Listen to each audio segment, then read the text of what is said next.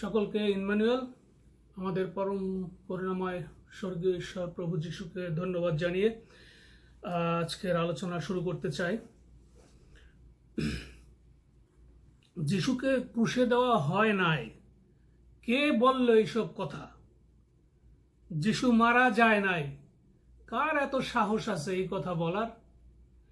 পৃথিবীর যারা রাজা প্রজা, যারা গভর্নমেন্টের চাকরি করে, পৃথিবীর এই প্রান্ত থেকে সেই প্রান্ত পর্যন্ত, কার বুকের পাটা এত শক্ত যে বলবে যে যীশু খ্রিস্ট সে ক্রুশে তাকে দেওয়া হয় না বা সে মারা যায় না? এত বড় সাহস বর্তমানে মনে হয় পৃথিবীতে কোনো মানুষের নেই। তবে হ্যাঁ, যদি কেউ বিভ্রান্ত হয় সে অনেক কিছুই বলতে পারে। সুতরাং আজকের যে আলোচনা, সে আলোচনা আমি শুরু করতে চাই যে ক্রুশ পর্ব দিয়েই আমি শুরু করতে চাই যে প্রভু যীশু খ্রিস্ট তিনি সেই কতদিন ধরে তার কথা বলা হচ্ছে, প্রায় ৫,০০০ বছর আগে থাকতে বা ৬,০০০ বছরই আমরা বলতে পারি। এখন সে ৬,০০০ বছর আগে থাকতে যীশু খ্রিস্টের কথা বলা হচ্ছে। ৬,০০০ বছর আগে থাকতে এসে আজকে ৬,০০০ বছর পরে আমরা চলে আসছি। আর এখন কে এই সংশয় সৃষ্টি করলো যে যিশুকে ক্রুশে দেওয়া হয় নাই? এই ক্রুশ পর্ব নিয়ে যদি আমরা সংক্ষেপে আলাপ করি, অনেক বিষয় হয়তো আমি আলাপ করতে পারবো না, কিন্তু শুধুমাত্র একটি ফোকাস দেওয়ার চেষ্টা করতেছি। যদিও বিষয়টি অত্যাধিক বড় বিষয়, আমি যত সংক্ষেপে পারি চেষ্টা করব। যীশু খ্রিস্টকে যখন ক্রুশে দেওয়া হয় সেটা ঐতিহাসিক। আমি মধ্যে থেকে শুরু করে পিছনে যাব, আবার সামনে আসব।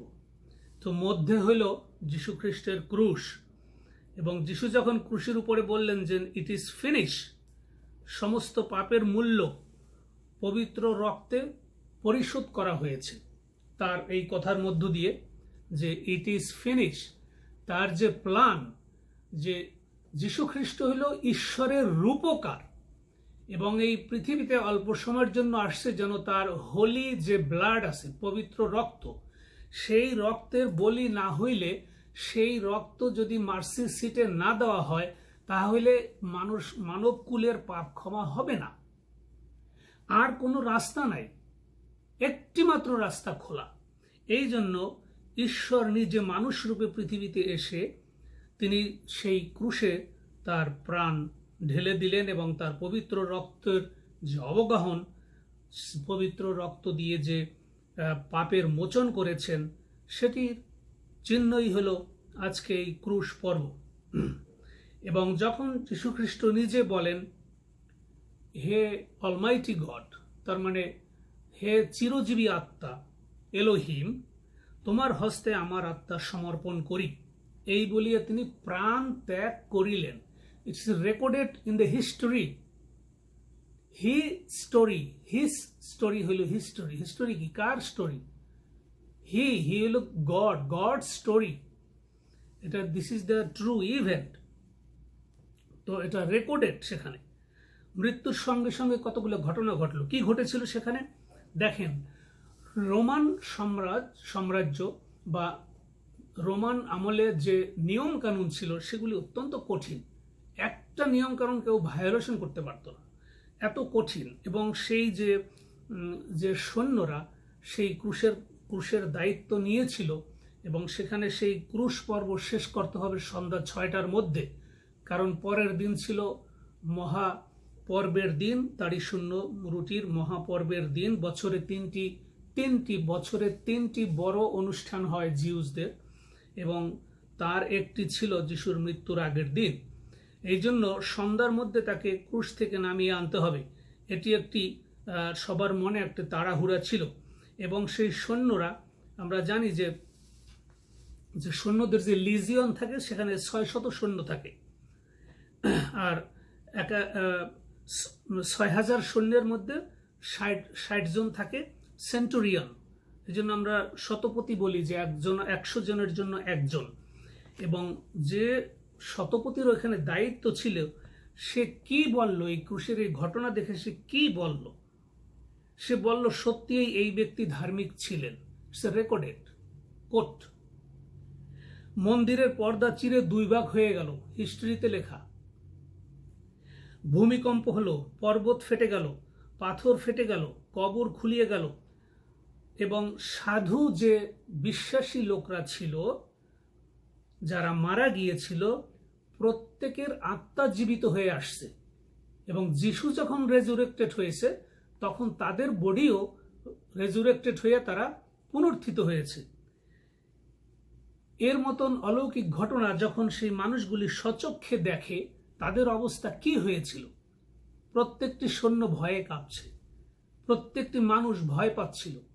যখন অন্ধকার হয়ে যায়, যখন 3 ঘন্টা অন্ধকার ছিল এবং যিশু প্রাণত্যাগ করে, এগুলি সব রেকর্ডেড, এগুলি হিস্ট্রিতে সব লিপিবদ্ধ। কে এটার বিরোধিতা করবে? কারো কি সাধ্য আছে? গভর্নমেন্টের বা সেই রোমান গভর্নমেন্টের যে দলিলে এগুলি লেখা রয়েছে? সুতরাং শতপতি এবং অন্য সৈন্যরা এসব দেখে তারা ভয়ে তো মৃতপ্রায় হয়ে গেল সত্যি। এবং সে কি বলল? কান্নায় ভেঙে পড়ছে। সৈন্যরা কিন্তু সহসা কান্নাকাটি করে না, ইটস এক্সেপশনাল। সৈন্যদের চোখে পানি আসে না, তারা সৈন্য, তারা কঠোর, তারা কষ্ট পেলেও ভিতরে প্রকাশ করে না। কিন্তু সেই সেনাপতি, সেই যে মিলিটারি কমান্ডার চিফ, তিনি কান্না করে বলল, সত্যিই ইনি ঈশ্বরের পুত্র ছিলেন। আমরা মতিলিখিত সুসমাচারের 27 অধ্যায় সেটি পাব। পরিষ্কারভাবে বলছে, yes, he is the son of god. যীশু খ্রিস্টের মৃত্যুর সকলে যাহারা দেখেছিল, তারা ফিরে যাওয়ার সময় কি করছে? প্রত্যেকটি লোক, তাদের বিবেকাত্মা তাদেরকে বুঝতে সাহায্য করেছে, দে হ্যাভ ডান রং, তারা ভুল করেছে, তারা সত্যি ঈশ্বরের পুত্রকে ক্রুশে দিয়েছে। তাই তারা বুকে করাঘাত করতে করতে তারা ফিরে গিয়েছিল। এবং আমরা জানি যে বাইবেলের যে পর্বগুলি রয়েছে পূর্ব থেকে, লেবীয় পুস্তক থেকে এবং যাত্রা পুস্তক থেকে, যে পর্বের কথা বলা আছে, যে পাসওভার পর্ব, দেন আনলিভেন ব্রেড মানে তারে শূন্য রুটির পর্ব, নিস্তার পর্ব, তারপরে ফার্স্ট ফ্রুট। তো এইগুলি কি সাধারণ মানুষ বুঝতে পারবে? এটা ঈশ্বরীয় বিধান, সেখান থেকে বেঁধে দেওয়া হয়েছে যে এইটা ঈশ্বরের নিয়ম, এটা পালন করতে হবে। মসি, তোমাকে এটা করতে হবে তোমার এই বংশের লোকদেরকে নিয়ে। তো সেই পর্বের সাথে মিল রেখে একই পর্বের সময় যিশু ঈশ্বরের ল্যাম্ব, মেষশাবক হিসাবে, এবং সম্পূর্ণ নিখুঁত, নিষ্পাপ, হোলি ব্লাড, এই স্যাক্রিফাইস, এটা ঈশ্বরীয় বিধান দিয়ে করা। এইটাকে কে খণ্ডাইতে পারে? এত সাহস কার? হ্যাঁ, করতে পারে, যদি সে লুসিফারের ভাই হয়, কিছু বলার নেই। যিশু হইল ফার্স্ট ফ্রুট, তিনি পুনরুত্থিত হয়ে উপরে উঠে এসেছেন। এর মানে ফার্স্ট ফ্রুট মানে কি? মসির আমলে ছিল যে ফসল কেটে আগে ঈশ্বরের মন্দিরে নিয়ে এভাবে দুলাইতে হবে, নিয়ম আছে কতগুলা। ঠিক এক্স্যাক্টলি যিশু ফার্স্ট ফ্রুট হয়ে, যিশু যখন রেজুরেক্টেড হইল, তখনের ঘটনা আমি পরে বলছি। কিন্তু তাদের এই যে যিশুর প্রাণত্যাগের যদি আরো দুই একটা ঘটনা বলি, যে যিশুকে কতগুলি জায়গা দিয়ে জেরুজালেমের শহরে ঘুরানো হয়েছিল, যে মহাযাজকের বাসায় নেওয়া, গেতসেমানি বাগান থেকে তাকে টর্চার করে আনা, সেখান থেকে মহাযাজকের কাছে আনছে, সেখান থেকে পিলাতের কাছে নিয়েছে, পিলাত থেকে আবার কৈফার কাছে নিয়ে আসছে, সে আবার পাঠিয়েছে পিলাতের কাছে, তারপরে তাকে নির্যাতন করতে করতে আনা হয়েছে। সে ছিল দুর্বল এবং তার রক্তক্ষরণ হয়েছিল বেশি, তাই ক্রুশের উপরে তিনি প্রাণত্যাগ করলেন সবার আগে।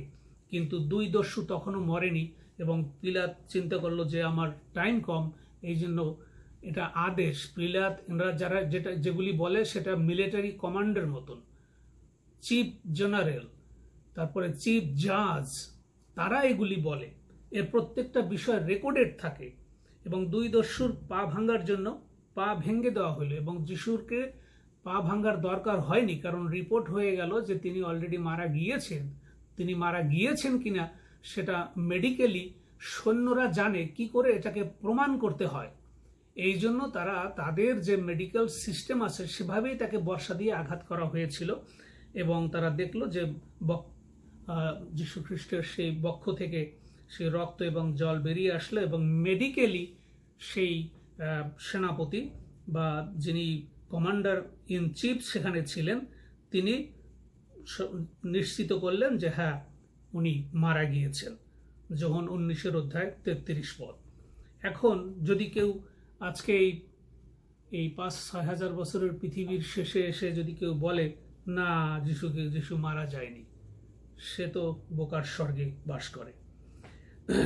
তো 500 থেকে প্রায় 1800 বছরের নবীদের, যত নবী আছে কেতাবের মধ্যে, যত নবীজিরা রয়েছেন, তারা কি যীশু খ্রিস্টকে বাদ দিয়ে কোনো কথা বলতে পারছে যাবৎ কোনো নবী? না, কেউ পারে না। তাকে একসময় না একসময় ঘুরে ফিরে যীশু খ্রিস্টের আলোচনায় তাকে আসতেই হবে, এবং এটা এই জগতের একটা নিয়ম।